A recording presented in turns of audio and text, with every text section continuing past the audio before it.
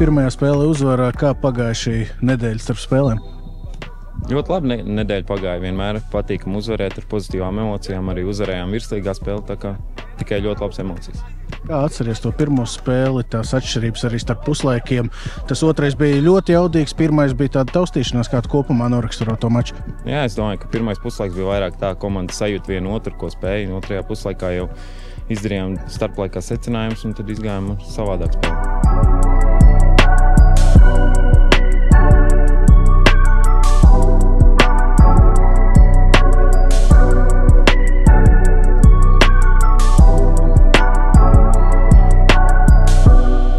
Tavā pozīcijā pretinieki, kādi viņi ir, kādu futbolu piedāvā, cik tev tas ir sarežģīts? Tas vien grūti teikt, tas Vingers, kas pret man tajā spēlē, viņš centās vairāk bumbu saņemt kājās, baigi aiz galvām bumbu neprasīja, tāpēc tas man darba atviegloja aizsardzību arī. Kādas atšķirības varētu būt no pirmās spēles rīt? Es domāju, viņi centīsies no pašas spēles presingot un iet vairāk uzbrukumā. Varbūt mums neļaus tik ļoti kontrolēt bumbu kā pirmajā spēlē. Tā kā es sagaidu ļoti aktīvu futbolu no viņiem.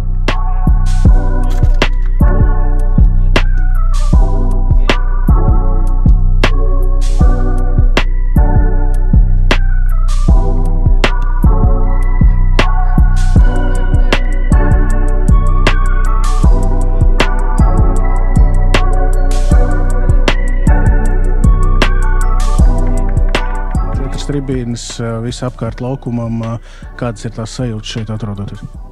Vienmēr patīk man spēlēt, kad ir liels stadions. Es ceru, ka ļoti daudz arī cilvēku rīt atnāks, lai gan tā nav nomināli, lai viņa mājas spēle, bet es ceru, ka būs diezgan daudz skatītāju. Ne visu treniņu laiku, bet bija brīdis, kad viņi ieslēdz arī pilnvērtīgi tās lampas. Kāds ir apgaismojums laukums? Kad viņi nebija ieslēguši, tad man likās tāds nedaudz patumšs, bet pēc tam, kad ieslēdz, tad viss ideāli, ļoti labs gaismas. Cilvēki Latvijā, ko var sagaidīt rīt? Uzvar. Lai izdodas. Paldies.